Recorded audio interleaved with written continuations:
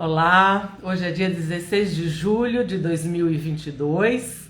A live de hoje é sobre os casais e as famílias na pandemia. Óbvio, né? À luz de uma psicanalista de casal e família que vai compartilhar conosco aqui a experiência dela.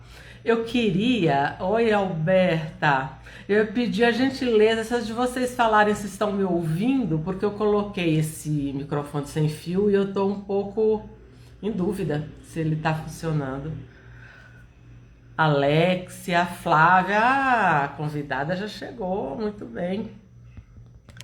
Flávia, eu vou te chamar então. Opa, peraí. E o convite.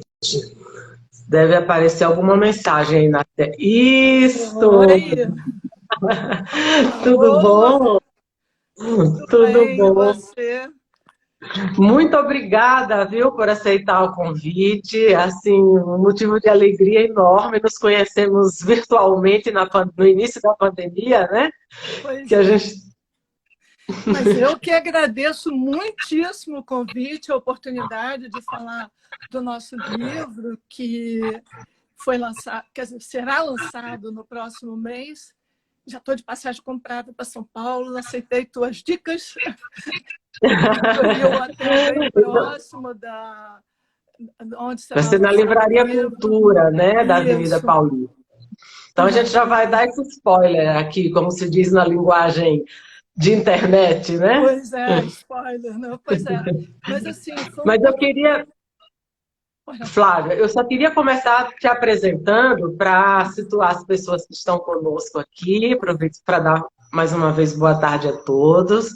A Flávia Costa Strau é psicóloga e psicanalista, é membro da Sociedade Brasileira de Psicanálise do Rio de Janeiro, é cofundadora da Associação Brasileira de Casal e Família, é uma das coordena um grupo, né, de estudo de casal e família lá dentro da Sociedade de Psicanálise do Rio de Janeiro.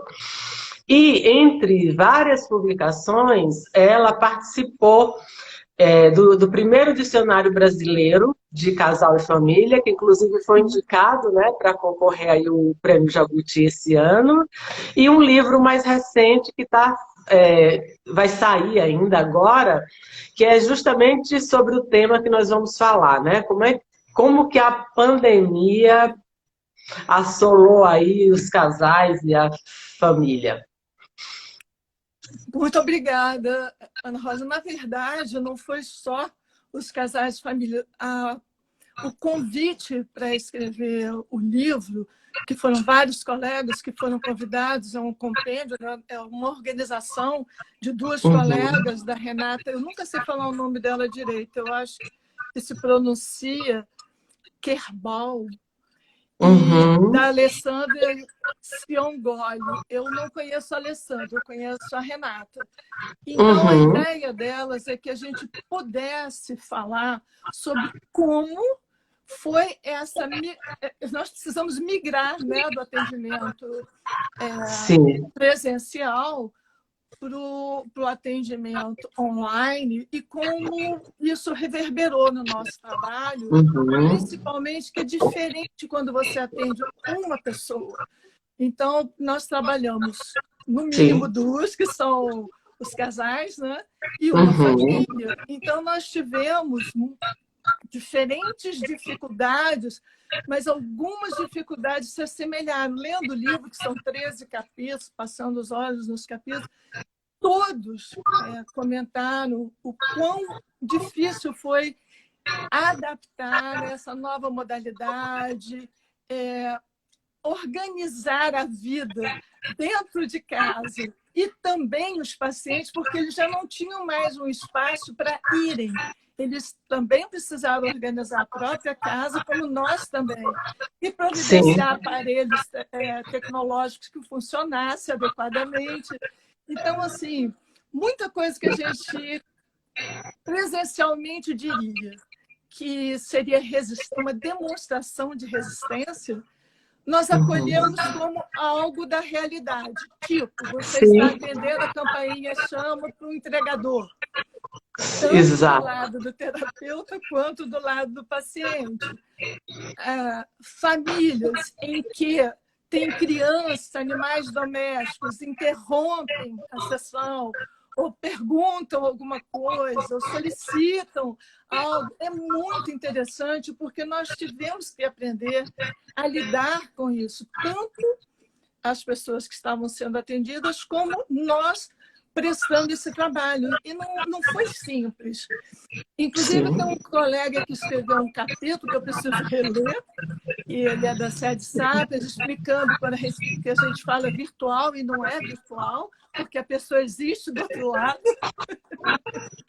Então, deixa eu até aproveitar para fazer um parêntese.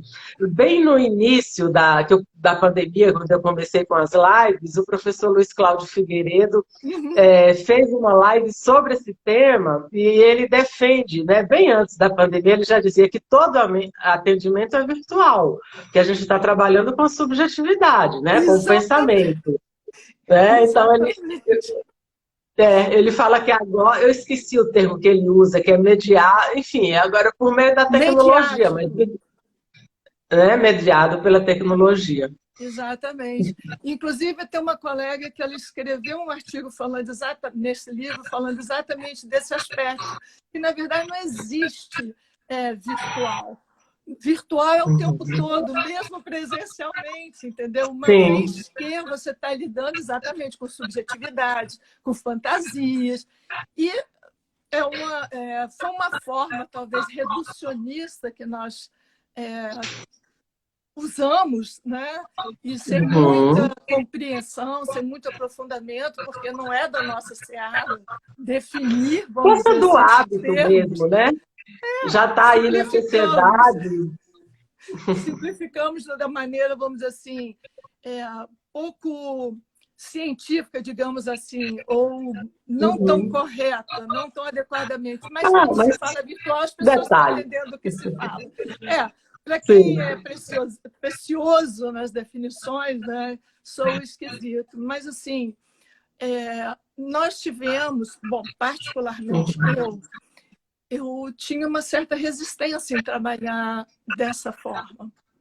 Tanto que antes da pandemia, eu nunca tinha atendido ninguém online. Vários colegas já tinham tido essa experiência, pacientes que foram morar fora, ou até que adoeceram, ou o próprio analista precisar desse recurso. Mas eu era uma das pessoas que resistia muito a entrar. E, no entanto, estou aí abraçada à causa, entendeu? Porque sem ela nós não teríamos sobrevivido e provavelmente os nossos pacientes teriam sofrido muito mais do que muitos vieram Sem dúvida. Por conta desse distanciamento que tivemos que viver e cada um precisou contar com os recursos internos que tinham ou não, ou que precisaram recuperar esses recursos ou ir mais fundo neles e sem medo de utilizá-los. E foi uma surpresa para mim. No início, assim como alguns colegas, me senti estupidamente cansada. Não sei você, mas era muito, muito cansativo. E eu me sentia assim. E por total ignorância do funcionamento, eu simplesmente mantive os horários dos pacientes, um atrás do outro. No primeiro dia, quando eu terminei, eu falei assim, eu vou morrer, não vou dar conta disso não. Porque tem o abrir a porta, o sair e fechar, que é a conexão e o desconectar daquele atendimento para o outro, né? Tomar uma água, ver um recado, entendeu? Arrumar o espaço, enfim. Porque, na verdade, também um dos aspectos que ficou muito importante, que a gente sabe que existe, mas agora, com essa situação pandêmica, foi percebermos que, de fato, o setting é mental. Agora, como preservar esse setting mental com tantas interferências que aconteceram e ainda acontecem, né? E aí a importância, né? do setting, tá bem definido na mente do psicanalista, acima de tudo. Sim, e assim, eu não falei sobre isso no meu capítulo, mas uma das coisas assim, que aconteceram é que eu tive essa Covid logo no início, de forma grave. Então, assim, com a repercussão disso nos meus pacientes. Por quê? Eu fui internada sem saber que eu ia ser internada. E eu, em pleno CT, ficava assim, gente, como é que eu vou falar com meus pacientes? Pelo amor de Deus, eu tenho que falar. Com Covid? Com Covid. E assim, o Ainda problema... tem isso, hein? Pois é, esse aspecto, eu não escrevi sobre isso ainda, mas eu pretendo. Porque o que acontece, Ana Rosa, é que Ana Silvia. Ana Silvia Rosaldo. Desculpa, Ana Rosa. Pois é, porque a Ana Rosa Trachtenberg você conhece, né? Você deve conhecer a Ana Rosa do Sul? Conheço de ler, né? Sim. Desculpa. Enfim, Imagina. assim, na época que eu fui internada, foi logo no início da pandemia, final de abril de 2020, você não ficava com nada. Absolutamente nada, nem meus óculos que eu já estava usando. Então, eu não tinha como me comunicar. Eu entrei em desespero, só dizer assim, meus pacientes, eu tenho que avisar meus pacientes como que eu faço.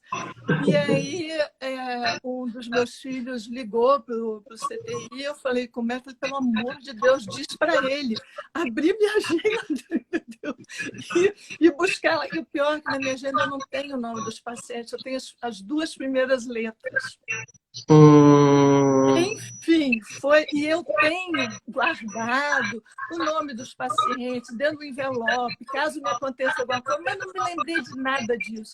Enfim, o que eu quero dizer com isso é quanto que a pandemia não só trouxe problemas para os pacientes, mas para nós também, que vivemos não só por ter tido a doença, mas porque estamos todos vivendo uma situação ameaçadora, mas de diferentes formas, de diferentes intensidades, em diferentes contextos socioeconômicos e culturais. Enfim.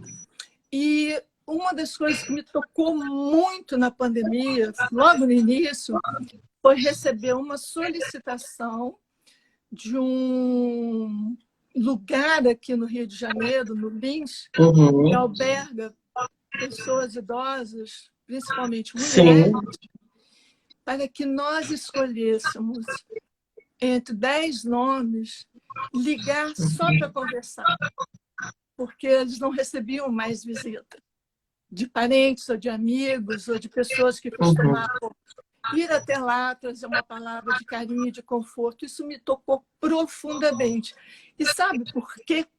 Não só por entrar em contato com isso, porque uma das coisas que eu mais percebi e pude entender um pouco melhor durante a pandemia, eu fiquei muito pouco tempo internada, infelizmente, mas é o fato do isolamento. Você está dentro do hospital, mas isolado.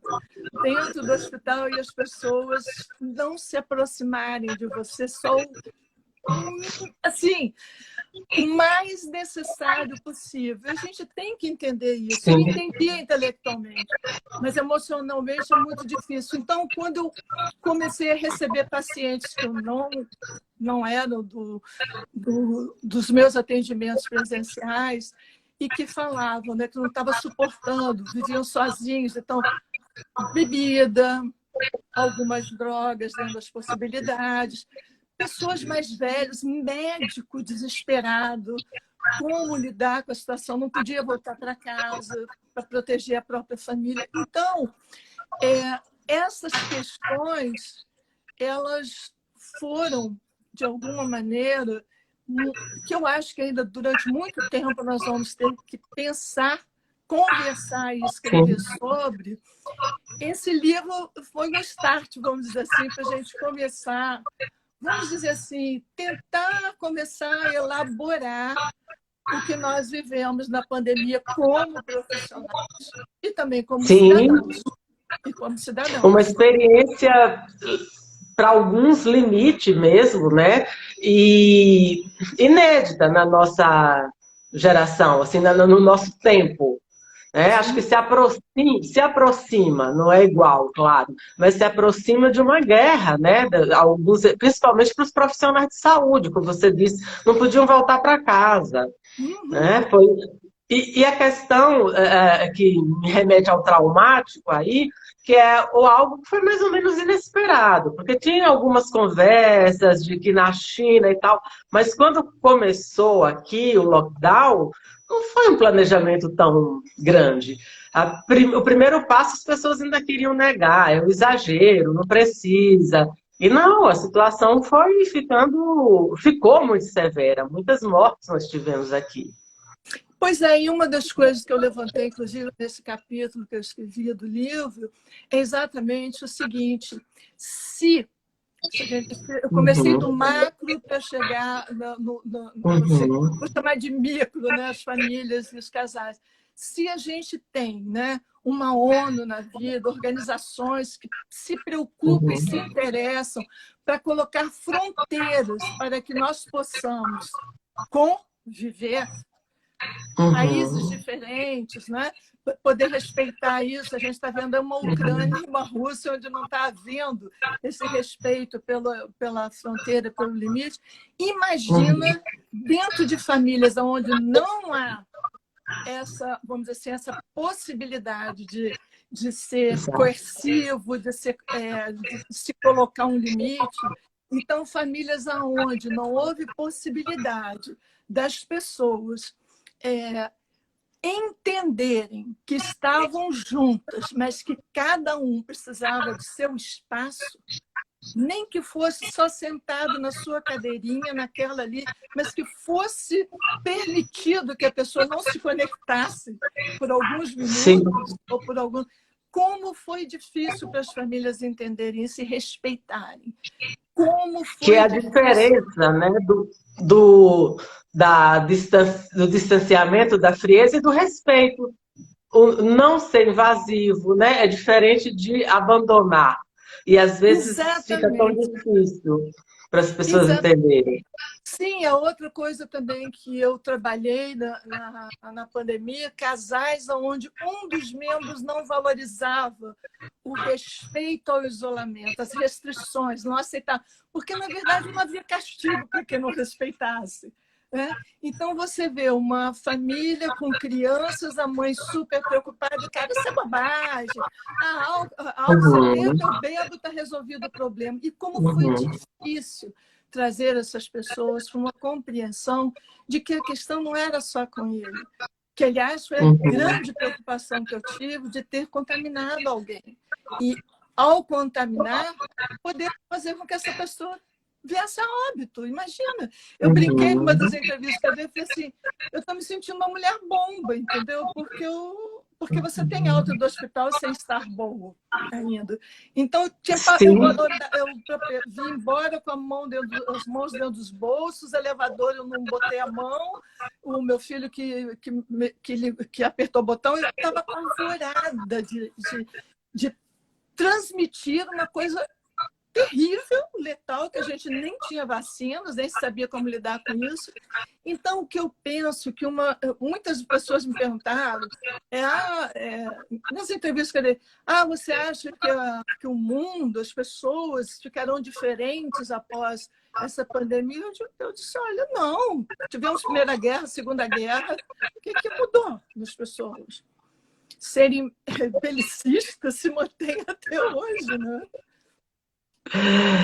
Mudar não é tão fácil assim, né? Como diz Bill, né? Você tem que aprender com a experiência. Para isso a gente precisa pensar, elaborar, né? Mas se o movimento é de defesa, é muito difícil. Né? Sim, porque dá trabalho. O que o Bill propõe dá um trabalho danado, entendeu? Você pensar significa você puxar o freio de mão um pouquinho, entendeu? Do que você pensa, do que você acredita, do que você sente e avaliar. E isso traz angústia. Nem todo mundo nem todo mundo, nós vivemos numa sociedade onde vivemos em angústia, mas a gente não pode dizer que está angustiado, que está feliz, né? Está todo mundo no Instagram sorrindo, jantando, passeando, viajando. Então, o que eu penso é o seguinte, o nosso trabalho com casal e família, ele realmente teve algumas características, e quem trabalha com criança também, características que foram muito difíceis de nós, porque nós tivemos que ir aprendendo a medir, sabe, fomos trocando pneu enquanto o carro estava andando, né? A melhor forma de definir. O que não é simples, né? E a Alessia está para falar sobre a morte e a vida. Com certeza, nós nunca, porque nós tivemos assim, eu não sei se quando teve aquela outra pandemia que eles falam, né, da gripe espanhola, a gente sabe que não tinha esse meio de comunicação que nós tivemos agora. Então, eu me lembro que eu tirei paciente de 5 horas da tarde, porque às 5 horas da tarde eu ia para frente da televisão ouvir o Mandetta falar. Porque a gente queria saber como que as coisas estavam caminhando, o que estava sendo feito. E essa impossibilidade de você se despedir de um ente querido, as pessoas que iam para o hospital, não sabiam se voltariam, e de lá elas eram enviadas, se não sobrevivessem, elas eram enviadas para o cemitério.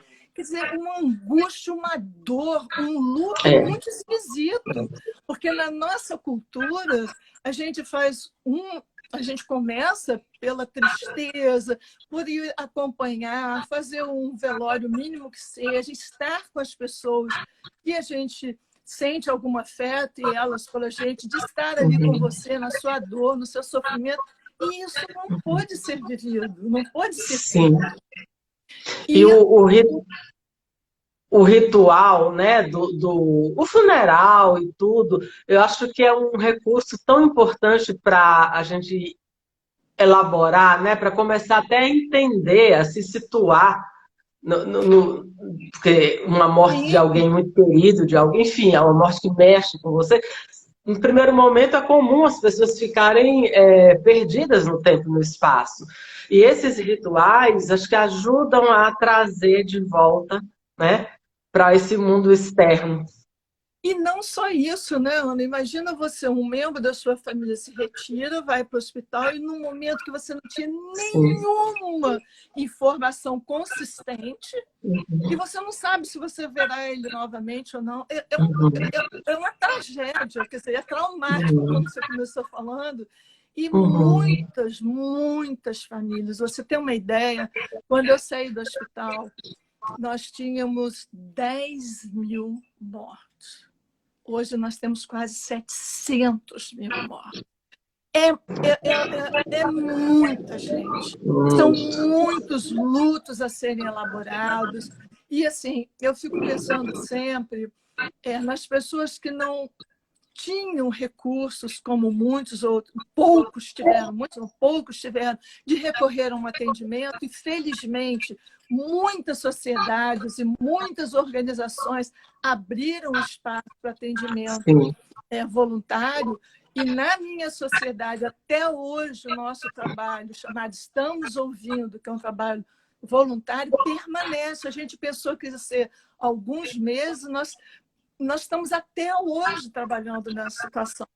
E você vê, uma das pessoas que eu atendi, e claro que é um trabalho, não é um tratamento, é um atendimento emergencial das pessoas que estão muito aflitas naquela situação, e dentro das nossas possibilidades a gente faz uma indicação para a pessoa que quer dar continuidade.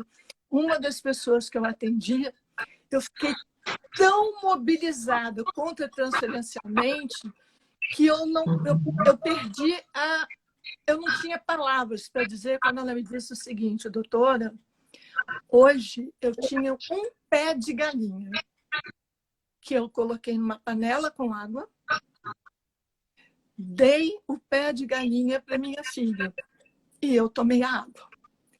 Isso me toca, quando eu falo com você agora, profundamente. Então, assim, eu ouvi muitas pessoas, até da nossa área, dizer: estamos todos no mesmo barco. Não. Mesma tormenta, mas cada um num barco muito diferente. Muito diferente. E até hoje nós temos aí 30 milhões de brasileiros com fome. Então, e foi interessante que quando nós começamos a fazer esse trabalho voluntário que se chama Estamos Ouvindo, Uhum. não tinha sido aberto para casal e família. Como eu comecei a ter uma demanda muito grande, e particularmente, aí eu comentei, falei, gente, vamos abrir para ver se surge essa possibilidade. Uhum. E surgiu. E surgiu. E assim, Claro. sabe, pessoas Muitas que... famílias, né, que, assim, foram muitos choques. Claro, não dá para generalizar, mas quando as pessoas, de fato, ficaram próximas e tinha que olhar para uma série de questões ali, foi muito difícil. A gente chama de um excesso de presença, né? Porque o cotidiano que você sai, volta, encontra à noite ou na hora do almoço é muito diferente do que ficar Uhum. 24 horas durante um mês, 2 meses, 3 meses, 4 meses, 5 meses, para quem levou a sério Sim, essas determinações, né, de cuidados sanitários. sim. E eu costumava brincar assim, gente, olha, é natural ficar aflito com isso. Porque, inclusive, para as pessoas, principalmente que moram sozinhas, Uhum. assim, olha, o maior castigo de quem está preso é ir para solitário. Só que tem Uhum. uma diferença. Você pode ligar uma televisão, você pode ligar um rádio, você pode ler um livro, você pode telefonar para um amigo, diferente de quem está literalmente numa solitária, né? Então, isso Uhum. me lembrou isso, porque como eu trabalhei com egressos do sistema penal aqui no município, na cidade do Rio de Janeiro, e isso me chamava a atenção que eles comentavam, ser preso não é tão ruim, pior é ir para solitário, né? Enfim, que é um outro aspecto, mas de qualquer maneira, o que eu prestei muita atenção e que me surpreendeu, porque famílias que eu já atendia no consultório, ao entrarmos nessa situação pandêmica, as relações, algumas melhoraram muito, outras foram Uhum. impossíveis de darem continuidade. Inclusive, teve famílias que Uhum. cada um foi para um lugar diferente e o atendimento era feito cada um no seu celular. Quando tem 4 pessoas, cabem 4 pessoas no celular. Ou então íamos para o Skype, ou enfim, para o Zoom, ou para o Meet, o Uhum. que fosse possível. E isso chamou a atenção, porque, na verdade, Ana, essa situação trouxe para a gente o seguinte, para nós também profissionais, não só para Uhum. quem nós atendemos, com o que nós podemos contar, de fato?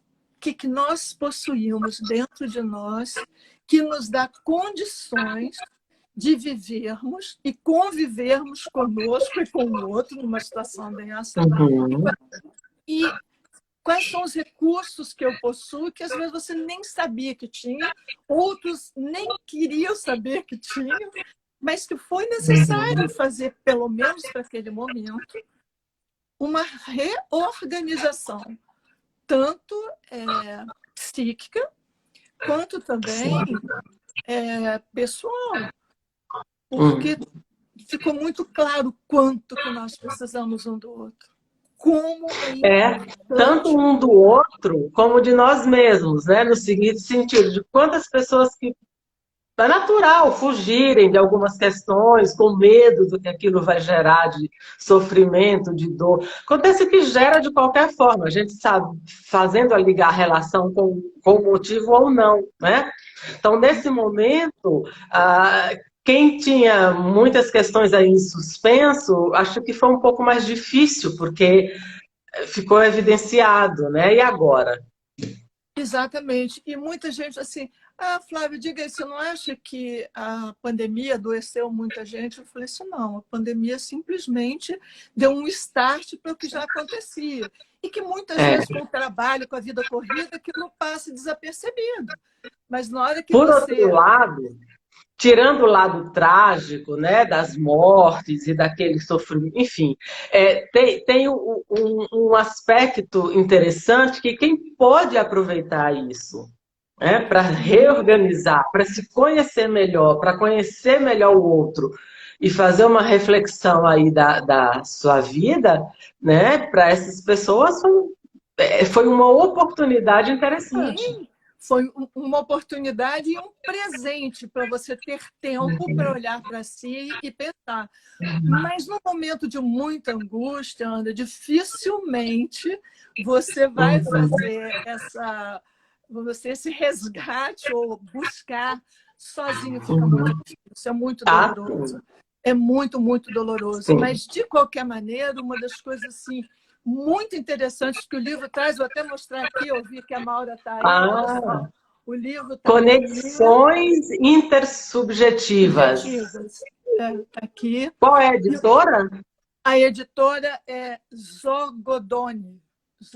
Zagodoni, aqui de São Paulo. Zagodoni, é de São Paulo. E você fala para a gente aqui a data do lançamento, vai ser na Livraria Cultura do Conjunto Nacional, né? Sim, aqui em São Paulo. No dia 18 de agosto, às 7 horas da noite. Tá. Então, às 19 horas. Pois é, vamos lá, vamos estar lá. Eu quero ir lá, sim, para vê-la, né? E o seu autógrafo no livro, faço questão. Imagina, é muita libido que a gente investe nos textos e todas essas produções da vida, né? Acho importante. É interessante. Você sabe que tem uma pessoa aqui dizendo que não está conseguindo entrar. Por que será, hein? Eu não sei responder. Mas se ela está aqui, se ela está dizendo que não conseguiu entrar, ela já está dentro. Não, ela mandou pelo WhatsApp.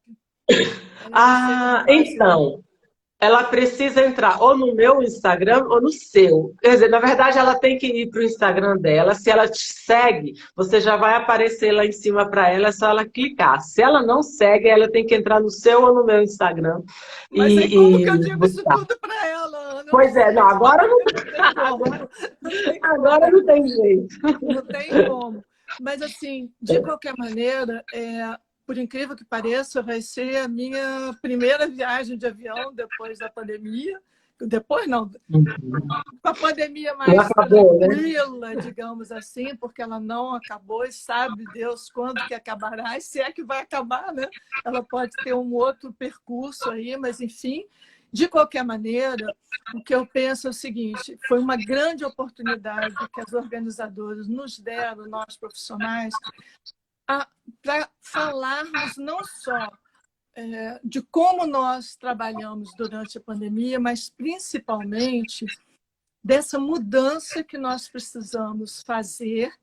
E eu, então, particularmente, que tinha uma postura totalmente contra, e eu confesso isso, eu não tenho vergonha de dizer, e pensar que a tecnologia nos ajudou e muito, e inclusive pessoas de outros países começaram a nos procurar, porque brasileiros fora do Brasil, buscando, é interessante, né? Buscando falar com o terapeuta da língua materna, porque a angústia era tamanha, mesmo dominando a outra língua, morando há anos fora, precisaram disso, o que nos chamou muito a atenção. E vou dizer uma coisa para você, Ana, eu nunca trabalhei tanto na minha vida. Eu pensei que eu não ia dar conta. Porque, assim, era uma demanda tamanho, era um nível de aflição tamanho das pessoas. E assim, tem um grupo aqui no Rio de Janeiro chamado Humanidades, fundado por Ricardo Cruz, um médico lá do Hospital Samaritano, que veio a falecer de Covid. E ele juntou um grupo enorme de profissionais da saúde, diferentes, dentista, médico, psicólogo, e eles também ofereceram esse trabalho voluntário, e eles são um grupo imenso. Também escreveram um livro sobre essa experiência, e assim, deixa cada vez mais claro, quando a gente conversa, o quanto as pessoas perceberam que precisavam falar das suas angústias. Nunca a psicologia, a psicanálise foi tão buscada num período tão curto de tempo. Porque as pessoas não tinham como lidar com aquele sentimento. O temor, não era só o temor da morte, não era só o horror de do desemprego, né? foram vários lutos, empresas falindo, o desemprego, sim, mas muito assim, a mudança dentro das próprias organizações familiares, não só pela condição de desemprego, mas como cada um membro dessa família lidou com a situação. Sim. Porque são pessoas diferentes, são pessoas singulares. Então, a gente fala, porque tem o vínculo do casal com os filhos, o vínculo fraterno dos irmãos. Enfim, e vai não crescendo, são vínculos e vínculos e vínculos. Então, como cada vínculo lidou com as suas questões. Porque antes, a gente tem que pensar, antes do vínculo existe um ser que se vincula. Uhum.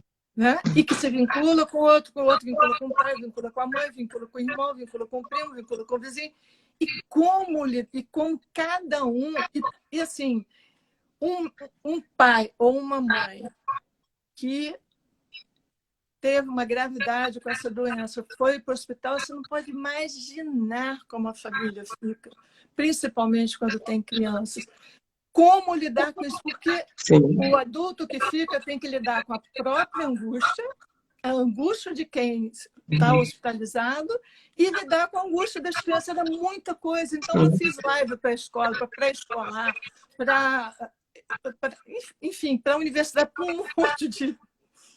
É o desamparo, né, que volta aí, mobiliza aí memórias de desamparo, acho que inicial, porque é uma situação muito radical, né? Sim, sim. E assim, eu fiquei pensando que teria sido muito bom, ainda pode ser muito bom, se a partir dessa experiência o poder público valorizasse o trabalho do psicólogo, que o Freud já dizia desde lá 1913, da importância que o poder público precisaria ter em dar condições de saúde mental para a sua população, tão importante quanto lidar com a tuberculose, quanto cuidar da tuberculose. Porque essa é uma questão que ainda não é entendida, que o cuidar da saúde mental vai trazer muito mais lucro, já que nós estamos falando de uma sociedade capitalista, só que a nossa é o capitalismo selvagem, como poder, né, proteger a sua população e de uma forma, vamos dizer, democrática. E a outra coisa que está acontecendo na nossa sociedade agora, nós estamos com um projeto Psicanálise e Democracia, então toda semana sai um vídeo e um texto a respeito da psicanálise e democracia, o que tem a ver. O Winnicott falou disso, né, em alguns livros dele, mas nós estamos falando cada um a seu modo. Ou seja, se entendesse que sem saúde mental nós não damos nenhum passo à frente, a gente fica estagnado. Sem dúvida. Você sabe, eu terminei minha tese esse ano, né? E eu trabalhei Obrigada.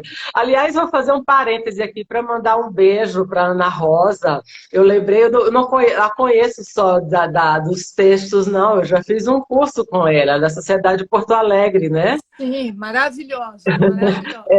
Sobre herança psíquica, porque foi um dos temas que eu estava trabalhando no doutorado. E aí, na pandemia, eu vi... Aqui, ó, esse livro dela aqui, dessa personalidade, está soltando as folhas, de tanto que eu leio. E aí eu vi que a sociedade lá estava oferecendo esse curso, eu falei, opa, peraí, deixa eu ir lá trocar. Trocar não, receber mesmo, né? Aprender com as minhas colegas. Bom, mas a gente estava falando antes do... Desculpa, me perdi agora. Fui fazer o parêntese não, da questão da saúde, da importância da saúde mental. E eu emendei dizendo que nós estamos com um projeto na sociedade sobre democracia e psicanálise. Porque a gente tem que pensar no seguinte: o que é democracia? Para que ela serve? Do que ela se trata? O que a psicanálise teria a ver com isso? Então, deixa eu te interromper, assim, só para não perder, já que eu estou aqui toda esquecida. Olha que você falou aí, me veio aqui um insight, né? Como que democracia e aspectos narcísicos tão presentes hoje, a coisa mais individualista do capitalismo, podem aí, enfim, né, fazer um cruzamento. Não, vamos lá. Como a democracia e o narcisismo pode fazer um entrosamento? Não, é uma provocação assim, para a gente pensar, porque, veja só, você perguntou o que é democracia, né? E a democracia, né? Quer dizer, é um coletivo, é a ideia do todo, do compartilhar, etc., do ouvir, Do não só falar. direito do cidadão ter os mesmos direitos e possibilidades Sim. dentro de um contexto social. Né? Vamos dizer Sim. assim. E tem duas facetas, né? A das leis, a das políticas públicas e uma individual. O quanto que as pessoas, hoje, na nossa cultura, com essa coisa do consumo, do narcísica e tal, como é que eu vou ouvir o outro? Porque tem uma dimensão de eu poder, né, ter direito a uma psicanálise, por exemplo, no serviço público, mas tem eu com a minha amiga, com o meu vizinho, ter abertura para ser ouvida, para falar, para existir. Veja como o individual e o social, eles estão entrelaçados, né? Sim. Para dar continuidade, só queria mandar um beijo também para a Ana Rosa. Estou muito honrada dela estar aqui conosco. Enfim, mas olha só, se a gente pensar que nós estamos vivendo numa sociedade onde o narcisismo, não o narcisismo saudável que todos nós temos e precisamos ter, Sim, é vital, mas né? Aonde há quase que uma imposição, sei lá, social, cultural, de fazer selfies o tempo todo, né? Se mostrar, olha como eu estou bem, olha onde eu estou, olha o que eu estou fazendo. E aonde entra essa questão que você está trazendo, né? Do coletivo, se nós estamos tão voltados para o próprio umbigo. Nós vivemos numa sociedade onde, infelizmente, nós temos valorizado muito e importado isso de uma forma muito contundente, que é a competitividade, mas não a competitividade consigo mesmo, vou fazer o meu melhor. Ou saudável, ou ética, né? Pois é, mas é assim, fazer mais que o outro, ir mais, passar na frente do outro. O outro tirou tanto, eu também tenho que tirar mais. O outro ganhou tanto, o outro tem tantos pacientes, então eu vou ter... Sabe, que isso? Que é isso? Outro dia eu estava lendo uma reportagem no jornal, me chamou a atenção, porque a pessoa que foi entrevistada, é uma reportagem do New York Times, dizendo o seguinte, a pessoa que foi entrevistada, ela disse que ela só entrava em maratona só para fazer a maratona. Ela nunca pensou em ir para o bloco da frente. Ela sempre esteve no último bloco. Para ela já era satisfatório demais ficar ali. Sim. É um perigo. O que eu estou falando é perigoso. Na medida em que eu estou querendo chamar a atenção pelo seguinte, não é que a gente vá sentar e dizer assim, não, tá de bom tamanho aqui, daqui, não é isso. É no sentido de que, para si próprio, já é muito estar na maratona. Percebe? Sim. E, no caso, é uma escolha, não quero ir adiante. Mas, na vida, nós todos, o Winnicott diz, nós nascemos com potencial para desenvolver, a não ser que tenha havido alguma interrupção para algum corte no seu desenvolvimento. Mas todos nós temos potencial para crescermos e desenvolvermos. Então, quando há uma parada nesse desenvolvimento, ou quando nós achamos que só esteticamente equivale estar, né? Porque, então, o Brasil é um dos países que mais faz plástico. Sim. Né? E agora não se resume só às mulheres, não, os homens também, os como é que chamam? Metrosexuais. Então, são aqueles que se depilam, aqueles, enfim, né? Nada contra, mas é impressionante como se valoriza muito mais a aparência do que realmente o conteúdo. Hoje ou ontem, eu estava vendo no Instagram, inclusive, um vídeo que uma colega postou de um músico em Porto Alegre e estava entrando no shopping com o instrumento dele e ele foi parado pelos guardas. Por quê? Por ser negro. Ele não tinha feito nada, ele só estava com o instrumento dele. Então, nós temos, assim, a pessoa é julgada pela cor, pela roupa. E a gente não pode esquecer. Desculpa, pode continuar. Não, porque é óbvio que nós vivemos numa sociedade onde a gente quer se apresentar no melhor da gente, né? Agora, isso não pode ser o valor único que uma pessoa tem. Então, não pode ser o pilar, né, que sustenta, que a pessoa acredita que sustenta, né, porque na verdade não sustenta a sua existência. Se sustentasse, não precisava fazer tanto selfie, fazer tantas plásticas, né? Mas enfim, vamos fazer plástica mental, né? Vamos pensar na possibilidade de ter um viver mais confortável na própria pele. Porque é disso que se trata, né? E na pandemia, quando a gente viu esse desamparo tão evidente em todos nós, em intensidades diferentes, eu fiquei pensando nisso. Se não seria o momento de nós, psis, fazermos um movimento de buscar junto, né, ao poder público ter maiores condições e maiores ofertas de atendimento. Porque, olha só, essa moça que eu contei o exemplo, eu pude fazer com ela 6 atendimentos. 6 atendimentos. E eu fiquei tão mobilizada, tão mobilizada. Não é nada, mas ao mesmo tempo significa muito, né? Para ela. Com certeza. Tanto é que eu fiquei tão mobilizada que eu liguei para a coordenadora do nosso projeto, a Cristiane Bar, falei assim, escuta, eu não quero mais continuar. Eu não tenho resistência emocional para lidar com isso. Como que eu vou falar de sentimento com a pessoa que está passando fome? Aí ela falou, Flávia, calma. Vou te orientar como você deve ajudá-la. Então, ela me orientou, disse, olha, tem lugares próximos ao bairro que ela mora, onde ela pode procurar se inscrever para receber cesta básica e tal. Aí eu fiquei mais confortável, entendeu? Dentro de mim. E assim eu fiz, e assim ela buscou, e, enfim, deu continuidade. Mas essa pessoa, com tudo isso, ela disse para mim, Flávia, eu não posso comprar comida porque meu telefone tem que funcionar. Eu faço faculdade. Eu preciso do telefone para ter minhas aulas, né, para assistir as disciplinas do meu curso. Sim, e para minha filhinha também ter aula. Então, eu não posso, eu tenho que ter dinheiro para pagar o telefone, mas aí eu tenho que fazer uma opção.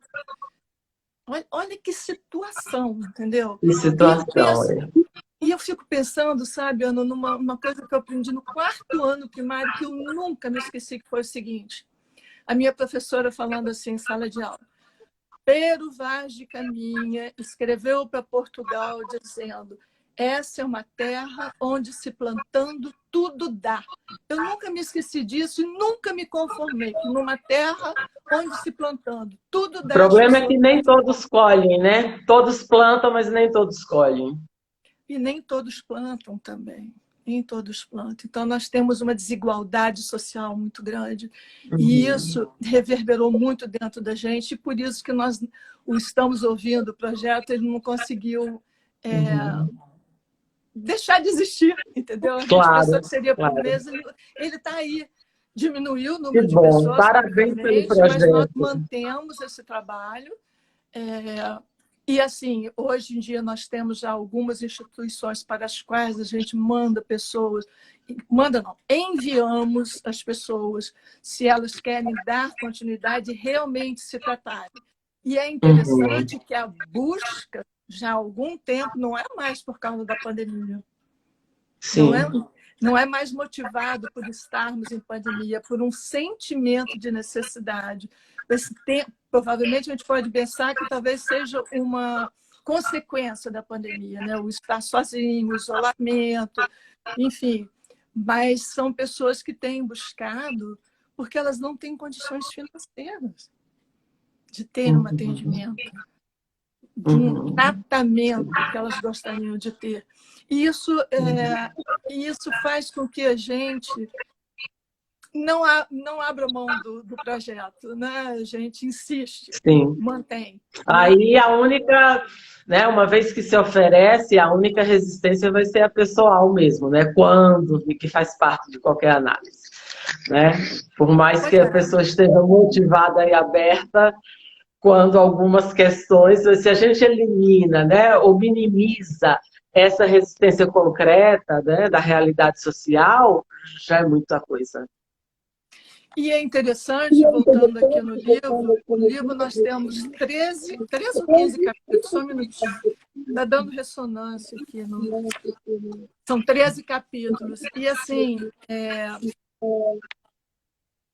todos falaram da questão não só do excesso da presença, a questão do setting psicanalítico está na mente do analista. No caso do atendimento de casal, a mente do casal, quer dizer, ou seja, o analista convidar o casal, mostrar, né, a necessidade de que haja uma mente do casal ou construirmos juntos essa mente de casal, porque é muito natural quando você vai atender casal, é assim, é ele, é ela, não, é ele, é ela, é ele, não, mas ela, ele, enfim. E tem Você outro sabe... lado. Diga, continue, por favor. Não, pode perguntar. É porque às vezes tem um delay aqui, né? A gente acha que falou, enfim, mas a gente vai contornando. Eu atendo casal, família não, mas casal eu atendo, e tem um casal que estava comigo há alguns meses, quando o isolamento veio, né? E a mulher, a esposa, não quis continuar. Ela disse, não, porque mexe muito, eu fico muito mal, mobiliza muito ódio no dia que eu venho aqui, só que eu ia para o meu trabalho, só encontrava com ele à noite. Agora, a sessão, eu vou ficar o dia todo, eu não sei o que eu sou capaz de fazer. Não, e trouxe coisas assim inusitadas, por exemplo, pessoas serem atendidas porque por falta de de privacidade, iam para dentro do banheiro, para a garagem, para dentro do carro. Eu atendi uma pessoa que ela estava trabalhando, ela entrou num... Como é que chama aquele lugar que você... provador de uma loja. Ela estava arrumando as roupas para poder ter o mínimo de privacidade. Enfim, várias situações que nos surpreendem, mas também que mostram uma força de vontade muito grande de tentar entender o que está se passando. Agora, é outra coisa, você chamou atenção, determinadas situações realmente que são mobilizadas num atendimento tanto de casal quanto de família, porque a gente tem que pensar o seguinte, se as pessoas vão continuar juntas. Não é igual o paciente individual que vem e volta, ele que veio. Mas aquele casal vai continuar junto, vão dormir juntos, enfim, né? Se não tiverem brigados e alguém foi para o sofá, mas enfim, mas vão estar juntos. E a mesma coisa com a família. Por isso que o manejo desse atendimento ele precisa ser muito cuidadoso, muito delicado. E assim, eu tive 2 casais durante a pandemia, no ano difícil de 2020, que assim, um casal, eles demoraram tanto a chegar que quando eles chegaram já estavam separados, mas mantivemos atendimento porque a questão era um bebê que tinha nascido e eles estavam brigando. Quem poderia e como cuidar desse bebê, porque ela não confiava nele, ele não confiava nela, enfim. E um outro casal com mais de 40 anos de casados não estavam suportando mais estarem juntos, então eles moravam em 2 andares, o cara falava comigo de lá de cima e ela de lá de baixo. E eles tinham, eu não sei como é que chama, mas tipo um elevadorzinho, ela botava comida para ele, entendeu? Como se assim, ninguém ali estava com Covid, mas ela eles se isolaram. E foram as vias de fato também, não teve como. De fato, no sentido assim, de chegar a uma separação. Porque, na verdade, quando você ouve um casal falar em separação, de que eles estão falando? Separação do quê? Né? Porque a ideia imediata estão se separando. Não, estão separando do quê? O que é de um, o que é de outro? Do que nós estamos conversando? Do que vocês estão trazendo? Ou seja, então, como todo atendimento é cheio de nuances, de matizes, né? De diferentes cores, e a gente tem que ficar muito atento. E esse atendimento online, ele exige demais da gente, como você observar todos os movimentos que, quando você está presencialmente, fica mais, entre aspas, mais fácil de serem percebidos. Mas o andar, a escolha do lugar que vão sentar, como se tem entre olhares, a mexida de perna, isso fica O um pouco perfume. prejudicado. Exatamente. Fica muito prejudicado e muitas vezes ele só deixa só o rostinho aparecendo. Então você não sabe nada do que está se passando. Se as mãos, as pernas, o que está acontecendo? E a gente perde isso. Né? E até a respiração, às vezes você consegue acompanhar bem, mas muitas vezes não. E isso exigiu da gente quase ter olhar de águia, né? Para captar. E depois eu me conformei que eu não tinha condições de captar absolutamente tudo, como também no presencial nunca captei tudo, nunca captarei. Então, é muito mais ficar com o que a gente pode compreender transferencialmente e contra-transferencialmente o tempo todo. Porque com o casal nós somos muito convidados a fazer um par com um dos membros do casal. E a gente tem que cuidar disso. Né? Sim. E muitas vezes a figura masculina tende a dizer que são duas mulheres contra um homem. Mas aí é interessante quando são casais homossexuais, então como é que fica a situação, né? Se forem mulheres, se forem homens, não, é um contra dois, enfim. Tem muitas particularidades e o tempo todo que a gente, pelo menos eu penso que a gente tem que ficar atento é ao sofrimento. O que está causando a dor? O que está fazendo essas pessoas buscarem alguém de fora que as escute? Eu tenho uma colega que também ela e um outro colega que nós três coordenamos o grupo de estudo, quer dizer assim, às vezes a gente precisa botar legenda, Flávia, para o casal, para a família, entendeu? Legendar o que eles estão falando, né? Que seria mais ou menos a reverie que o Bion fala, né? De poder traduzir, né? Para o outro. Sim, sim. Muito interessante. Eu gostaria só de avisar o pessoal que vocês podem fazer perguntas, sugestões, comentários aqui, quem está participando. Fiquem à vontade. Eu lembrei por que eu fui falar do meu doutorado. Porque você falava de um atendimento, de políticas sociais, né? Incluindo a psicanálise, a psicoterapia. E um dos pontos que eu ressaltei na minha tese, né? Porque eu, claro, vou falar do sujeito a partir dessa experiência do refúgio, mas não tem como falar disso sem falar em todo o contexto social, histórico, jurídico e por aí vai, né?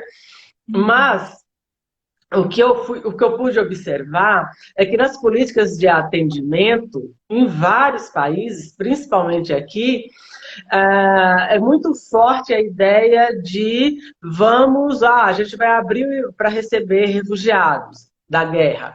Então, a gente cuida da documentação, deixa entrar, que não é pouca coisa, sem dúvida, deixar entrar e conceder a documentação, né, o caráter da legalidade, que se comunica também com aspectos da subjetividade desses sujeitos, mas é como se eles não fossem um sujeito, eles são cidadãos. Eles vão ter direitos, os direitos que os brasileiros têm. Então, sírios ou palestinos refugiados na Síria, né, que vieram da guerra, que foram as pessoas com quem eu conversei, a preocupação é que eles possam usar o sistema público de saúde, as escolas, claro que é importante, mas não é suficiente.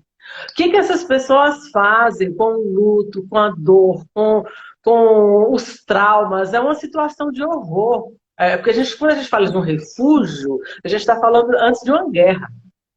Né? O refúgio é decorrência da guerra. Exatamente. E foi muito importante você falar isso, porque a sua live da semana passada com a Cecília foi maravilhosa, porque esse estranhamento que um refugiado sente, é doloroso dizer isso, mas muitos brasileiros também sentem. Eles não se Uhum. sentem acolhidos, eles não se sentem cidadãos desse país, com todos os direitos, porque o Uhum. direito não é só de usar a escola, é de poder ser entendido na sua dor, no seu temor, no seu sofrimento. Uhum. E a Uhum. desigualdade, ela reforça muito essa vivência de Sim. estranhamento, de ser estrangeiro na própria terra. E por isso que eu falo da Veja. questão das políticas públicas, poder Uhum. pensar a saúde mental como algo extremamente Sim. importante. Eu vou precisar responder duas perguntas que me fizeram aqui. O Claro. nome do livro é Conexões Intersubjetivas. E eu não sei se vai ter lançamento no Rio, provavelmente não, porque a maior parte das pessoas que participaram do livro são de São Paulo, e quem propôs o livro também é de São Paulo, o pessoal da série Sapiens. Então, tem duas cariocas aqui, eu e a Fernanda, que vamos estar aí para poder encontrar as pessoas, abraçá-las. Eu nunca mais vi ninguém, então Você pode falar rapidamente o nome dos autores do sim, livro? tem duas figuras muito queridas para mim, além da Fernanda Palermo. Tem alguém dizendo que não terá lançamento no Rio. Bom, as próprias organizadoras, a Renata Kerbal e a Alessandra Ciangoli, o Davi Léo Levinsky, que você deve conhecer, Lisete Weissman, a Ruth Blay Ah, já Levinsky, fez uma esposa. live aqui comigo, a Lisete. Pois é, tá vendo? Ana Carolina de Moraes e Silva e Mayra Bonafé, sei que são de Curitiba. Mauro Regenberg, que é da Sede Sapiens. Gislane, também que é da Sede Sapiens. A Manuela Porto, que é uma colega de Portugal, ela é presidente da Associação de Família e Casal de Portugal. Tem a Silvia Brasiliano e a Maria Lúcia de Souza Campos Paiva, que é da USP, e ela é a atual presidente da Associação Brasileira de Psicanálise de Casal e Família, brasileira, né? Maria Inês Assunção Fernandes, que atualmente é brasileira da USP, mas ela é a Da presidente. USP, conheço. Estudei na USP. Exatamente. E ela é presidente atual da Associação Internacional de Família e Casal. A Maria Ah, Aparecida Quezado Nicoletti, que é uma colega aí de São Paulo, da brasileira. Então, são uhum. essas pessoas. E Elzinha. Sim, você que inclusive está aqui, né? A Representando Alessandra está aqui, todos. organizadora. Não teremos lançamento no Que Rio, infelizmente. legal! Pois é, duas contas, 11, não dá, né? Mas ali que eu vou mostrar mais uma vez o livro.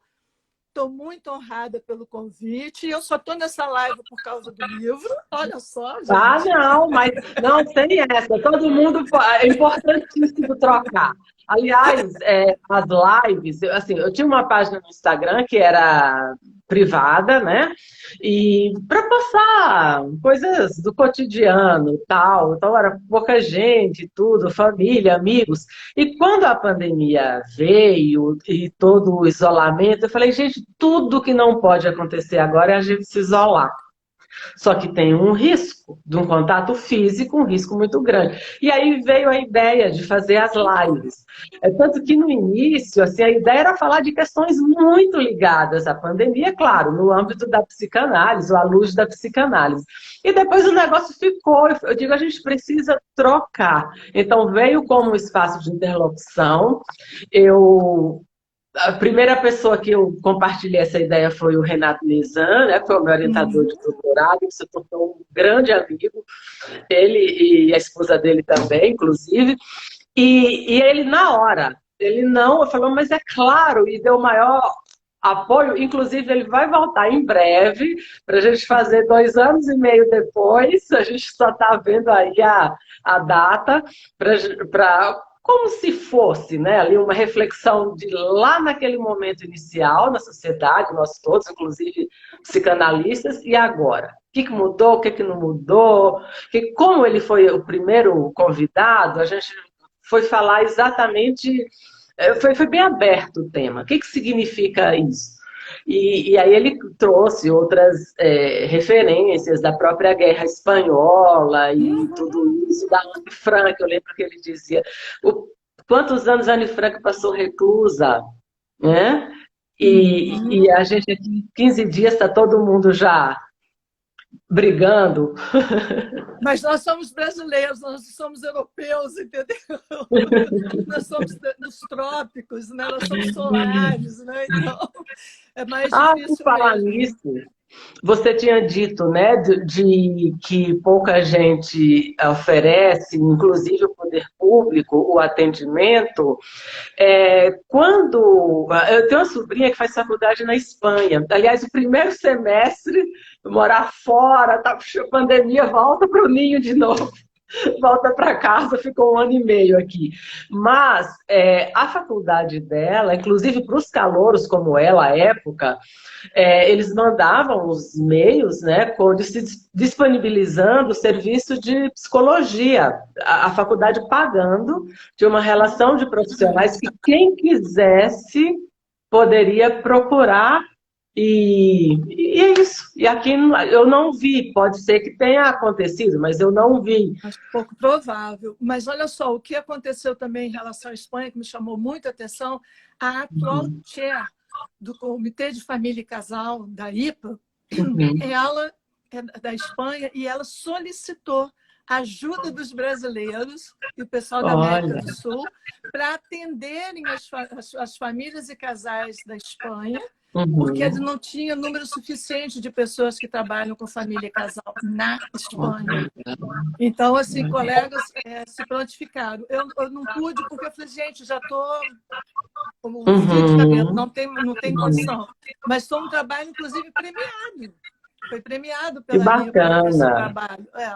Olha Então, aí, assim, os nossos colegas aqui que estão assistindo, que ainda não, né, não fazem parte. Tem algumas pessoas, somente, por exemplo, estudantes de psicologia, de onde vem muitos psicanalistas, né? Muita gente que a ideia da terapia de casal é só sistêmica, né? Não consegue pensar na psicanálise enquanto terapia de casal família. Então é muito interessante você falar que, inclusive, dessa demanda e da possibilidade das formações que aqui no país tem.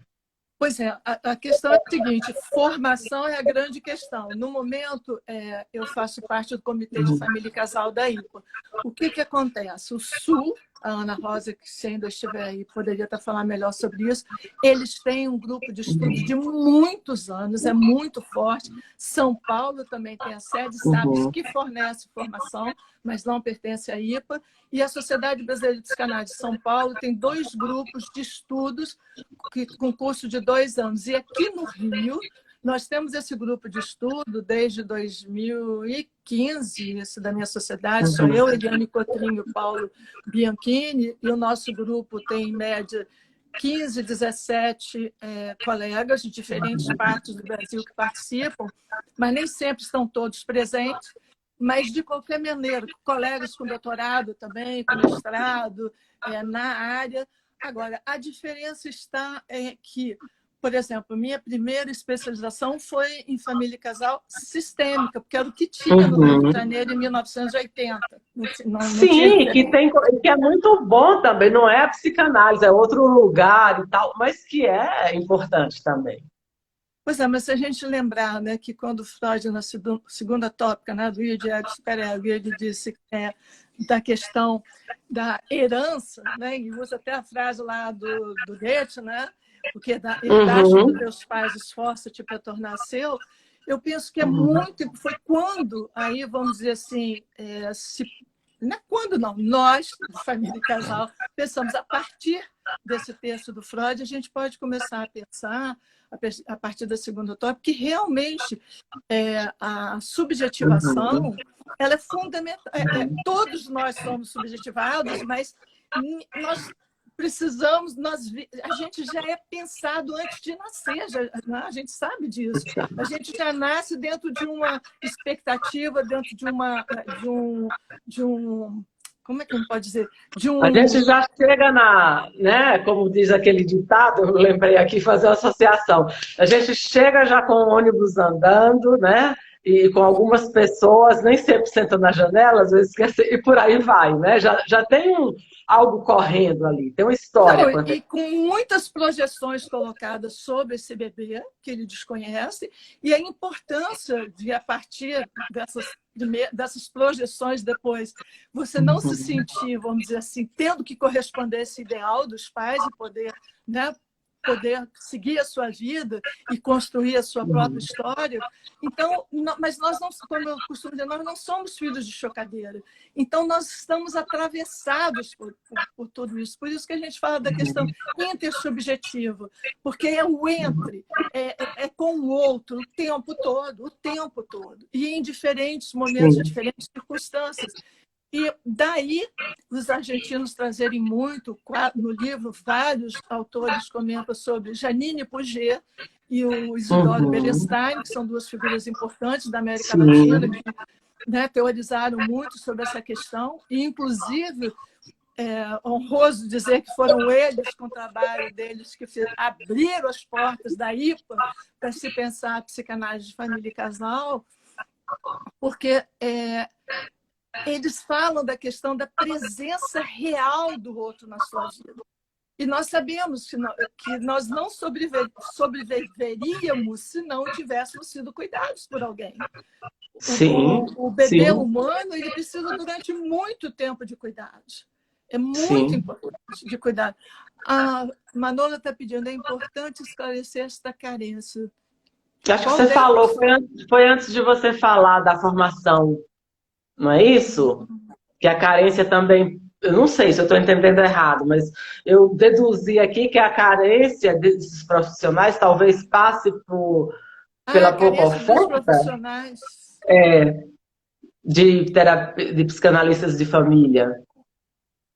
Pois é, porque também é uma questão, sabe, Ana, no próprio reduto, carência nos profissionais. Carência. Não entendi. Da especialidade. Ah, sim, sem dúvida alguma. Inclusive, a proposta atual da Comissão de Família e Casal da IPA, que se chama COFAP-IPA, é justamente poder pensar numa formação psicanalítica de família e casal.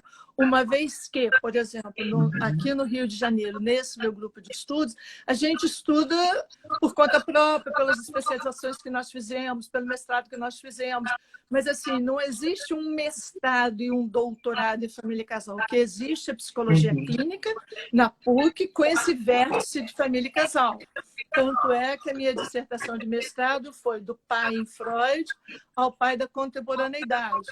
Mas, assim, não existe dentro das instituições psicanalísticas uma formação como tem a Sede Sapiens, que eu sei, então, que não pertence à IPA, mas, enfim, é muito sério, um trabalho muito importante que eles fazem, né? Então, assim, um outro sonho que eu estou, assim, acreditando que ele vai se realizar é que, dentro da minha sociedade brasileira de psicanálise do Rio de Janeiro, a gente consiga abrir um departamento de psicanálise de casal e família.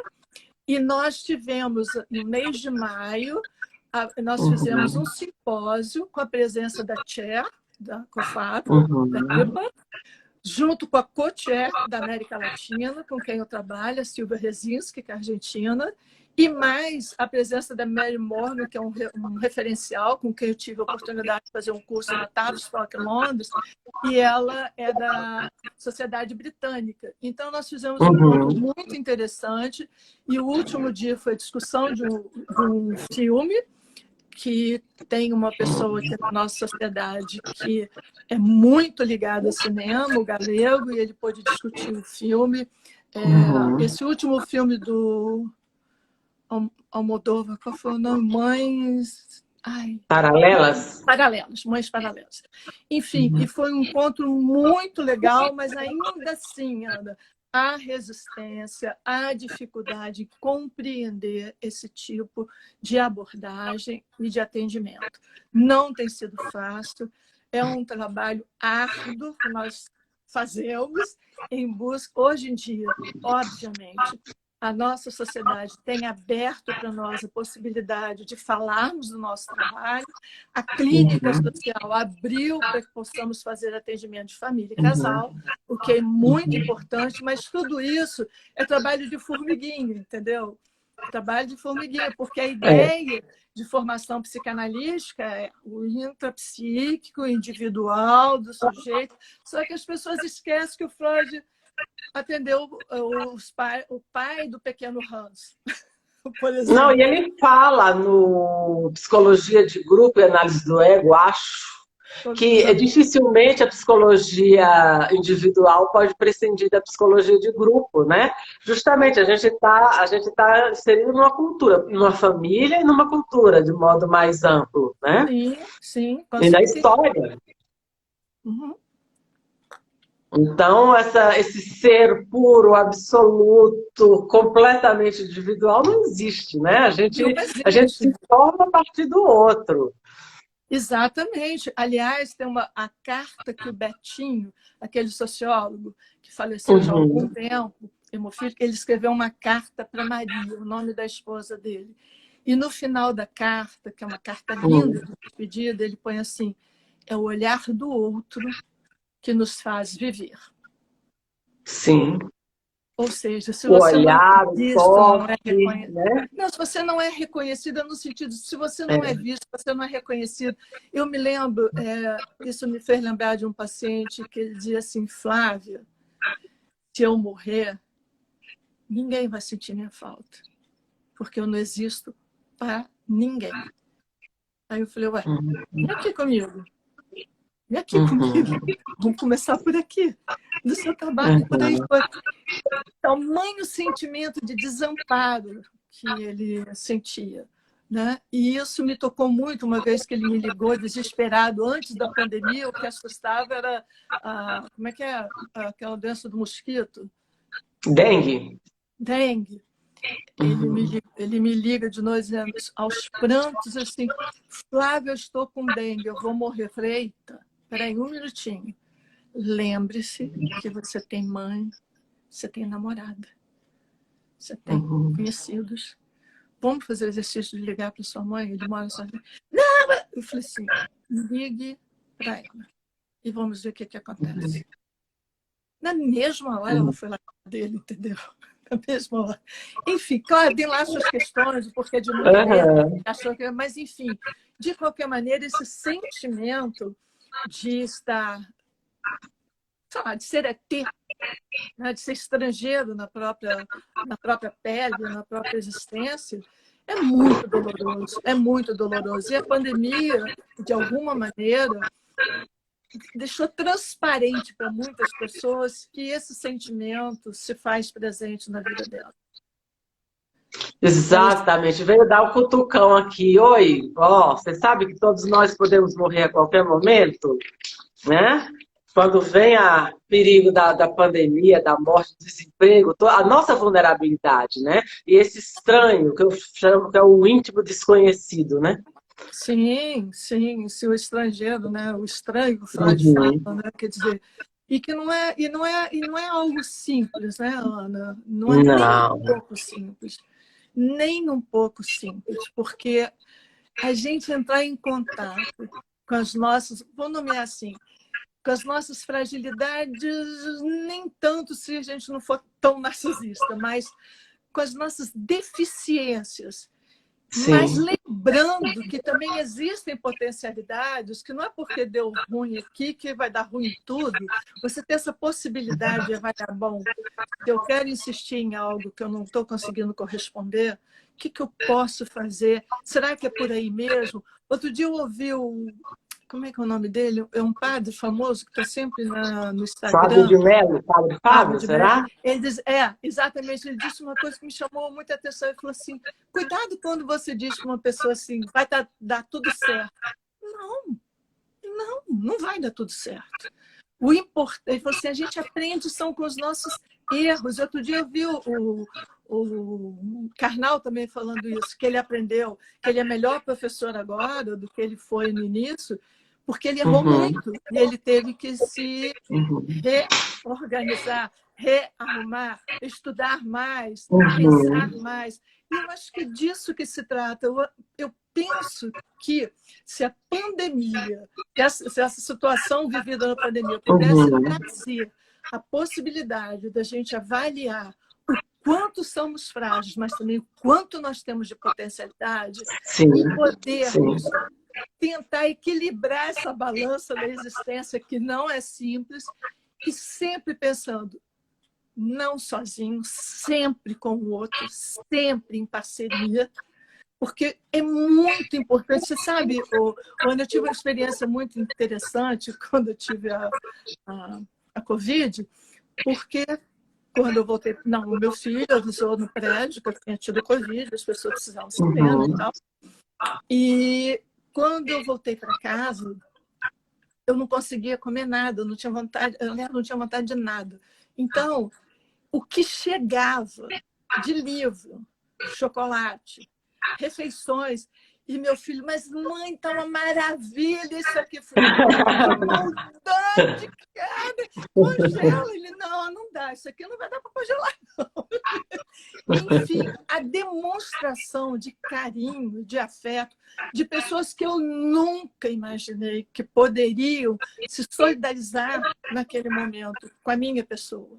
Isso faz toda a diferença. Então, né? eu costumo dizer assim para um paciente meu, você acha que, por exemplo, pegando essa situação que eu estou falando aqui, isso melhorou a minha Covid? Curou da minha Covid? Não, mas me ajudou emocionalmente muitíssimo. Muitíssimo, porque mostra que tem um olhar do outro para você. Claro, você não está sozinha, né? Não tem o desamparo, aquela... E tem o seguinte, eu ainda tenho telefone fixo na minha casa. E com secretária eletrônica, eu mantenho isso também no consultório. O que tinha de recados nesse telefone, o que tinha de recados anotados na agenda lá, eu falei assim, gente, eu não vou dar conta nunca na minha vida para agradecer todo mundo, porque eu nem sei tanta gente assim que eu não imaginei. Primeiro, porque provavelmente foi no início da doença. Segundo, uma psicanalista tem essa doença, que coisa estranha. Como depois eu soube até que de uma colega nossa do grupo de estudo já tinha tido, ela nem sabia que era Covid, ficou internada há bastante tempo. Enfim, eu fiquei maravilhada com esse cuidado, que na época também houve muitas ofertas de empresas, de pessoas mesmo, de famílias, de prédios, ajudando os mais necessitados. Hoje, há uma escassez absurda. As organizações que ajudam as pessoas em vulnerabilidade social estão implorando que se possa voltar a cooperar, porque são 13 milhões de brasileiros passando fome. Então, você pode imaginar, fome não só de alimento, mas fome de tudo nós estamos tendo nesse país. De afeto, né? De consideração, de cuidado, de afeto, de um olhar cuidadoso. E assim, o olhar cuidadoso não é olhar para o outro. Não são os meus olhos olhando para alguém. É a atitude de um compromisso com o outro. O que nós estamos fazendo para que todos nós possamos dizer que vivemos numa democracia nesse país? Porque não é democrático 1% da população receber o equivalente a 80% da população. Isso não é democracia. Claro. Então, nós temos que estar comprometidos com isso.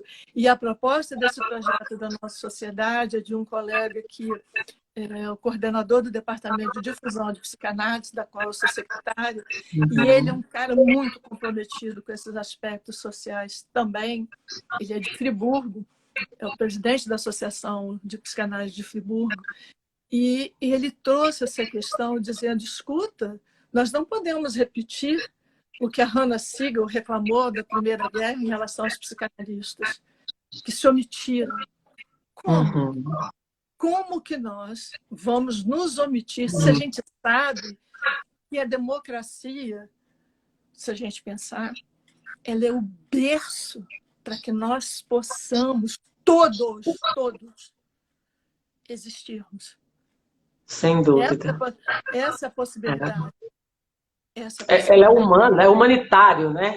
É algo então, humanitário. Por isso que tem a ver com a psicanálise. Porque o que a psicanálise se propõe a fazer? Dar condições de que você possa existir na sua singularidade. E a democracia, cabe à democracia abrir esse espaço de cidadania para todos nós. Mas cidadania não porque eu tenho uma carteira de identidade, um passaporte de brasileiro. Com direitos e deveres. Sim. E o quanto essa globalização, eu sei que o que eu vou falar aqui não é simples, né?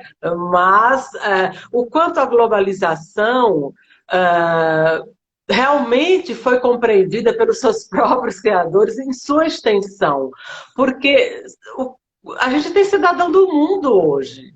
Por variados motivos, né? A globalização foi um evento que favoreceu isso, num sistema até mais amistoso, que é da transferência internacional, a coisa da empresa e tal, mas nós temos também os deslocamentos forçados. O fato é que a ONU fala, né, que hoje tem mais pessoas que mudaram sua residência de país, né, do que pessoas que nasceram e viveram sempre no mesmo lugar. Sabia? Porque a gente pode lembrar que a galinha do outro é sempre mais gorda, né? O pasto do outro é sempre mais verde, né? Então tem essa ilusão de que o outro lugar, o outro país, a outra cultura é superior, é melhor, vai oferecer. Agora, a gente não pode negar que alguns países e algumas culturas dão mais oportunidades que outros. Mas neste momento no mundo, eu não sei aonde teria isso, entendeu? Eu tinha falado, até pensando nos refugiados, né? Porque o refúgio, ele não é um desejo genuíno, ele aparece como uma possibilidade em função de uma tragédia. Sobrevivência, né? Hã? Sobrevivência. Isso. Só que decidir sair do seu país tem uma série de implicações psíquicas, inclusive. Mas você não necessariamente pode morar no país que você gostaria. Porque aquele país ele não está aberto para te receber. Olha, para você ter uma ideia, uma senhora que eu entrevistei, ela saiu da Síria e agora eu não vou me recordar, um país próximo, ela dormiu lá com os filhos, porque o marido já tinha vindo para o Brasil para conseguir o visto, né, autorização para eles entrarem aqui, porque quando explodiram a casa deles, né, caiu uma bomba, eles não estavam em casa. E lá não tem carteira de identidade, é só o registro de nascimento. Então as crianças não saem na rua. Então o registro dessas crianças se perdeu no bombardeio. Então o pai veio para o Brasil e buscar esse documento para elas terem algum trânsito. E quando eles chegaram, eu não lembro qual foi o país agora, a cabeça, as crianças puderam ficar hospedadas, podiam dormir no quarto do hotel, mas a mãe não, porque a mãe tinha passaporte sírio. E sírio a gente não hospeda. Então a senhora passa a noite aqui na recepção, pode sentar aí na cadeira, não tem problema. Isso, você entende? Não. Eu entendo intelectualmente, né? Emocionalmente é dramático. É traumático, inclusive, né? Você vê essas famílias que tentam entrar nos Estados Unidos de forma ilegal e olha que tragédias que acontecem, né? As crianças são separadas dos pais, naquela época do Trump, principalmente, né? Que as crianças ficavam engaioladas e longe dos pais. É um terror, é uma questão assim que eu penso desumana, porque hoje em dia com o nível de comunicação, de informação que se tem, como que um país como aquele age de uma forma tão desumana com as pessoas. Ainda que eu entenda, é ilegal e tarará, tem que ver. Alguém está dizendo aqui que refugiar-se em outro país é ser sempre estrangeiro. E mesmo não sendo refugiado, ir morar em outro país, você sempre será estrangeiro. Sempre. Olha, vocês estão otimistas, viu? Porque a gente é estrangeiro aqui mesmo. Isso que eu ia dizer, Não o mas tempo todo, não na mesma dimensão, mas a estrangeiridade faz parte, né? Sim, o tempo todo, né? O tempo todo. Então, me chamou muita atenção na live que você fez sábado passado com a Cecília, quando ela falou que ela, particularmente, trabalha com as crianças, filhos refugiados, né? Da importância que tem para as crianças, para elas poderem compreender o que está acontecendo na vida delas. Porque o adulto sabe por que ele está fazendo isso, em tese, a princípio. Agora, a criança não, ela é levada a, né? Sim. Então, eu fiquei pensando, quando você estava falando de refugiado, eu me lembrei que a questão assim, o refugiado escolhe para onde ir ou onde pode ir. E eu fiquei lembrando do Caetano, quando ele estava em Londres, que ele fez aquela música, né? I don't want to stay here, I want to go back to Bahia. Ou seja, tudo bem, ele precisou ir embora, para não ser preso, ele já tinha sido preso, enfim. Mas você veja bem, por que ele queria voltar? Né? Quer dizer, a gente fica pensando a coisa do ninho, né? do que você pode chamar de seu, ainda que não seja da forma que você gostaria que fosse, mas é onde você se sente, de alguma maneira, acolhido. E aí a gente vai pensar, volta para a questão de família, né? Por que a gente chama, o que nos é familiar? Né? O que significa isso? Que a gente tem alguma intimidade, algum conhecimento, algum envolvimento emocional. Identificação, né? Isso é muito importante. E uma coisa assim que, quando eu comecei a me interessar por família, foi quando eu trabalhei em hospital psiquiátrico, que eu sentia os pacientes sofriam muito porque não eram visitados, ou muito pouco visitados, e a gente ficava buscando as famílias para estarem, voltar para os nossos, é isso aí. Então, eu comecei a pensar nisso, né? Por que as famílias se distanciam tanto dos seus membros que estão vulneráveis emocionalmente? E da dificuldade mesmo de lidar com isso, pela falta de compreensão, pela falta de um poder público que possa trazer para essas famílias uma compreensão. Hoje em dia, se fala muito em relação às crianças com espectro autista, mesmo as próprias crianças autistas, está tendo uma difusão maior. Aliás, está até um exagero, porque tudo quanto é criança agora é passível de ser autista, né? Inclusive, até na pandemia, 3 casais que tiveram bebês entraram nessa paranoia de que os filhos poderiam ser autistas porque mama não olha para mim, porque mama não... porque não briga. Gente, calma, vamos devagar. Não, porque tem muito blog falando sobre isso, muitas mães... As generalizações, né? E é um perigo isso, é um perigo, porque a maternidade já traz um momento muito importante, muito potente, mas também muito frágil emocionalmente para a mãe de primeira viagem. E na pandemia, vamos combinar, muito mais complicado. Sem nenhum aparato, né, vamos dizer assim, de família ou de profissional, seja do que for, passar por essa experiência num momento horroroso, como hoje eu soube de uma pessoa que fez muito tratamento para ter bebê, teve bebê, o bebê de 2 meses está com Covid, internado. Né? Então, assim, ainda bem que agora você pode ir até lá, ainda pode ficar... sim. Mas na época, final de 2020, início de 2021, foi um terror para essas pessoas. Como foi difícil lidar com isso. E aí a gente volta à questão familiar. Ah, família é chata, família tem um princípio assim, família só em doses homeopáticas. Entendeu? Então, Que seja, mas de qualquer maneira, mas ela tem que estar ali para ser homeopática, né? Se ela não existir, vai ser muito mais difícil e pior. Ou se Sim, constrói famílias, ou amigos que se tornam tão presentes na sua vida que formam uma grande família afetiva. E hoje em sim. dia não existe família, famílias de diferentes matizes e formas de se constituírem, né? E, então, o que eu fico pensando é o seguinte: a importância que talvez a pandemia pode ter trazido para a psicanálise de família e casal é exatamente de poder repensar que, por mais que a psicanálise tenha sido pensada, escrita e trazida por Freud, por todos os outros pós-freudianos também, como uma compreensão da dinâmica psíquica do indivíduo, mas esse indivíduo, ele não é filho de chocadeira.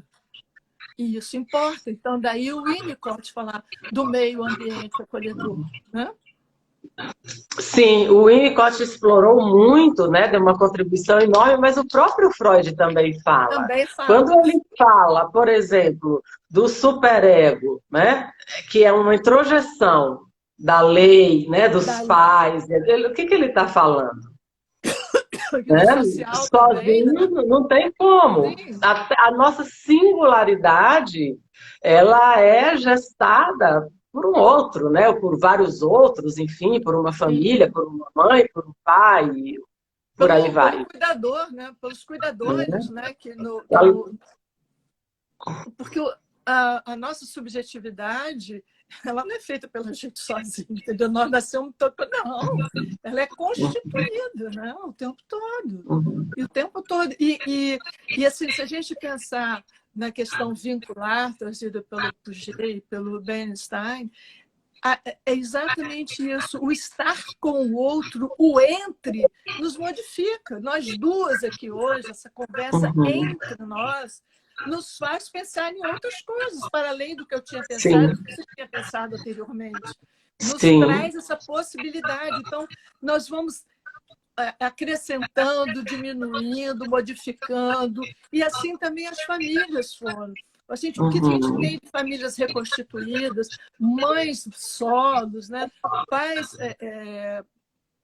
Pais homoafetivos, enfim, e que a gente sabe, hoje em dia, né, mulheres podem engravidar sem nunca ter tido uma relação sexual por inseminação artificial. Tem mil maneiras de você constituir o que hoje nós chamamos de família. A Rodinesco fala eu não uso um termo que eu vou me lembrar, mas desorganização familiar, né? Mas às vezes, olha, na verdade, não é que as famílias estão desorganizadas, é que elas não são mais as famílias patriarcais, ainda que no Brasil tenhamos na mente, principalmente do masculino, daí os feminicídios, né? Essa postura de que ele é o dono da família, é o dono da mulher, é o dono dos filhos. Mas isso então essa a família em desordem, que é o nome do livro da Rodinesco. Isso. Mas é em desordem não porque ela está desorganizada, porque agora ela é multifacetada, né? Ela é um mosaico, né? Não mais é papai, mamãe e filhinho. Não.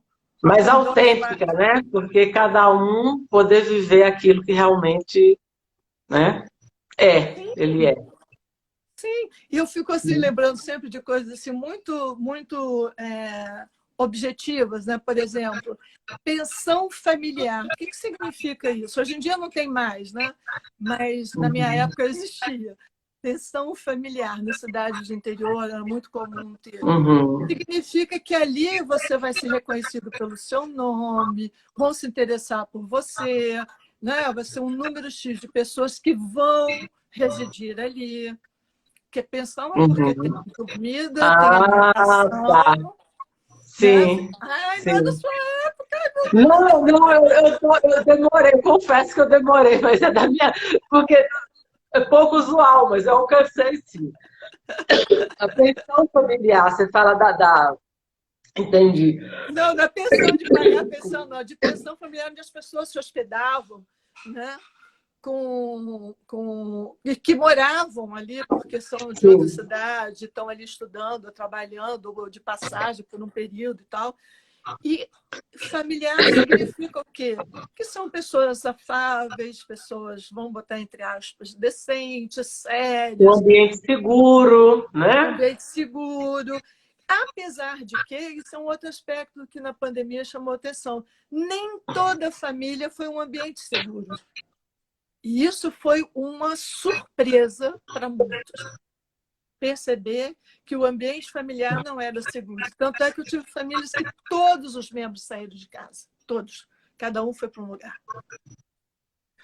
E assim, com uma questão de Então, mas se a sobrevivência. gente pensar nas agressões, né, na violência contra a criança, no abuso sexual incestuoso, na maior parte, em boa parte, pelo menos, das vezes, que pouco se fala abertamente, mas que chega nos consultórios.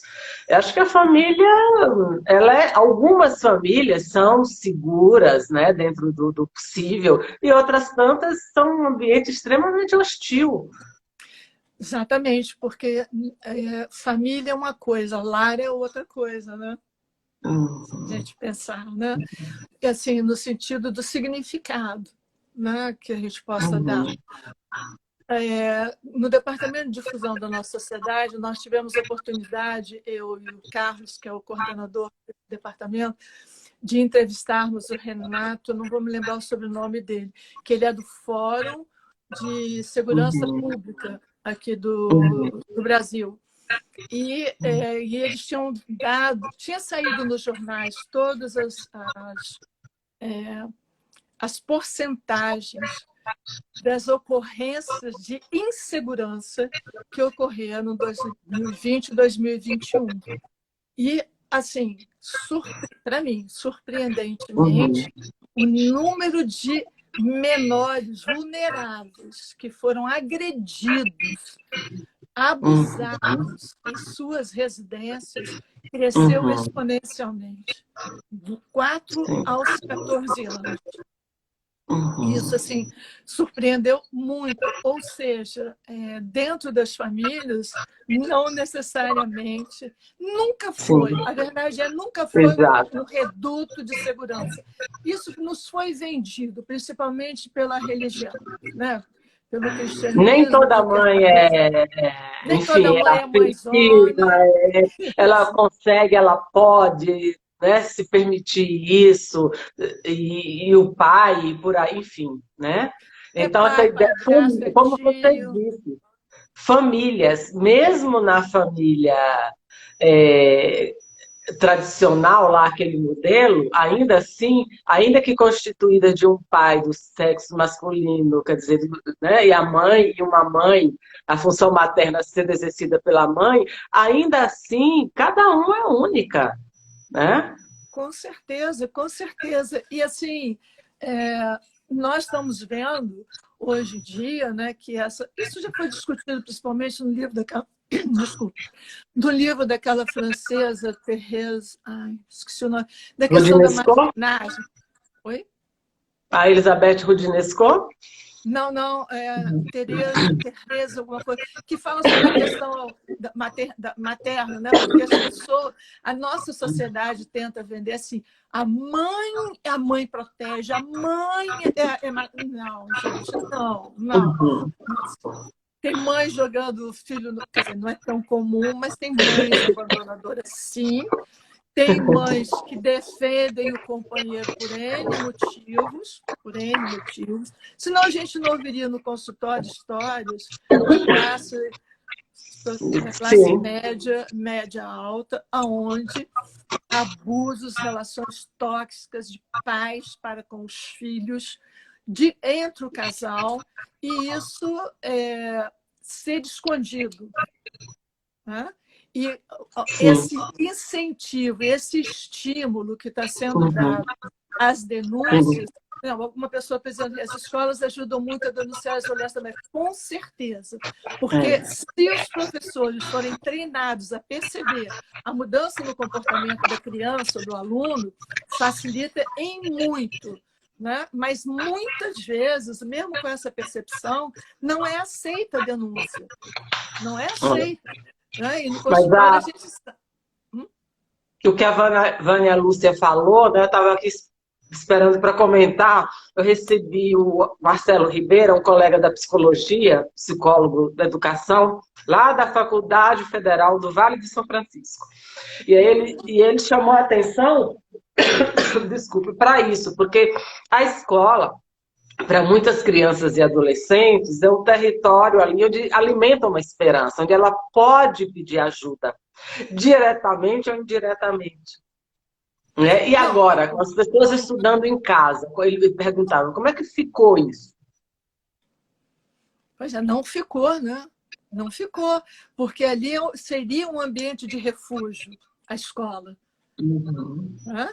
Agora, não ficou, porque ainda mais agora com esse estímulo das crianças estudarem em casa, dos pais darem aulas para os próprios filhos, enfim, é uma questão. É uma questão. Mas, de qualquer maneira, o que eu considero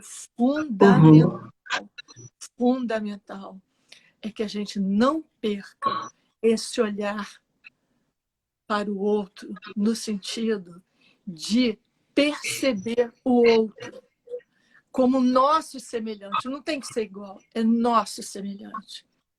Com toda a diversidade, com todas as diferenças que nós possuímos, inclusive entre irmãos, enfim, entre amigos, mas que a nossa singularidade, as nossas singularidades se somem, entendeu? Que construam, porque é outra questão, que o casal tende a querer que o outro seja igual a ele. Não! É importante a mente do casal justamente construir uma terceira possibilidade, nem de um nem de outro. Exatamente. Mas fazer um pouquinho daqui, um pouquinho dali, que vai virar uma outra combinação, né? E como diz aquele filme, ambos têm que ceder. Ambos têm que ceder. Não há possibilidade de nós convivermos em sociedade se nós não negociarmos e pactuarmos o que nós podemos ceder e o que nós podemos negociar. O tempo todo, a vida é o seguinte, para mim, Ana, a vida é o seguinte, nós negociamos o dia inteiro com nós mesmos e com o outro. Não dá, porque eu sou assim. Eu sou assim nesse momento. Daqui a 2 minutos eu posso estar diferente, dependendo da circunstância. Porque eu não me conheço tanto assim. Conheço alguns aspectos meus. Né? Não, e a gente está sempre em construção, né? Nunca está pronto, totalmente formado. É a possibilidade bom, né? que... Melhorar sempre. Eu tenho uma esperança de vida semelhante. Bom, então, Flávia, eu queria te agradecer. A gente está, né, aqui já há bastante tempo para não correr nenhum risco aqui com a live. E queria agradecer as pessoas que estão aqui conosco, sustentando esse espaço de troca, né? E que contribuíram aí com a presença, com a participação, com as perguntas ou contribuições. Foi muito bom te receber. Você foi um bom presente da pandemia aí, né? Obrigada, imagina. Olha, eu agradeço muitíssimo a oportunidade. Eu estou muito satisfeita de poder, de alguma maneira, não só escrever, mas poder falar um pouco sobre a nossa experiência como psicanalista de casal e família dentro desse contexto pandêmico. E, assim, é um prazer enorme poder vir a conhecer você pessoalmente, mês que vem. Em breve. E quem puder estar conosco lá. Eu queria agradecer também a Maura, que é um amor de pessoa. Ela é uma livreira que está sempre presente. Maura Books. Da Books, pois é, que está aqui o dicionário também, que ela está sempre fazendo propaganda do dicionário. Não, e esse dicionário assim, foi outro presente da pandemia, isso que eu te falei, eu nunca trabalhei tanto na vida. E assim, claro que ele pode ser expandido, esperamos que sim, mas quase todos nós, da Associação Brasileira de Psicanálise do Brasil, nós fizemos alguns verbetes. Né? Tem colegas que fizeram bastante verbetes, e assim, E foi um trabalho da Ruth e do Davi Levinsky muito grande, junto com outras duas colegas, com a Maria Luísa Dias também. Então, assim, eu só posso ficar muito agradecida e acreditando cada vez mais que a gente vai poder expandir esse tipo de atendimento, esse tipo de trabalho. E quem sabe um dia nas universidades, nos hospitais, a gente possa oferecer, aonde for importante, nas escolas, fazer esse trabalho. Porque a gente já trabalhou até com nos morros aqui do Rio de Janeiro, atendendo as famílias das crianças em vulnerabilidade social também. Mas fica trabalho de formiguinho. O importante é que quanto mais pessoas pudessem se interessar e dividir esse trabalho para que a gente possa ter uma sociedade mais igualitária. Sem dúvida. Não, e esse espaço aqui está aberto para você, para a associação, né, da terapia, psicanálise de família e casal, pessoal do dicionário. Olha, acho que tem a ideia é que a gente possa trocar, compartilhar, pensar juntos a complexidade do mundo, né? Do mundo tanto interno como externo. É isso, a ideia é essa. Então, aqui é para estar aberto para vocês todos. Então, no dia 18 de agosto, você vai conhecer a maior parte dessas pessoas, que elas são paulistas e estarão lá no lançamento. Vai ser um prazer enorme. Então eu vou dar uma de blogueira aí, entre aspas, e vou filmar lá para mostrar aqui, ó. É uma boa. E olha, sempre que puder, sempre que for necessário, será um prazer poder trocar com os colegas, falarmos cada vez mais disso. Qual é o significado que a família tem na vida? Não é só o amoroso, afetivo, não, é da nossa construção. Porque no momento que você começa, as mulheres começam a sair de casa, as crianças são colocadas em natação, aula de inglês, aula de futebol, blá, blá, blá, blá, numa substituição alucinada, porque não existe, né, poderes públicos que possam acolher essas crianças, para que as mães possam sair de uma forma, vamos dizer assim, mais saudável para todos.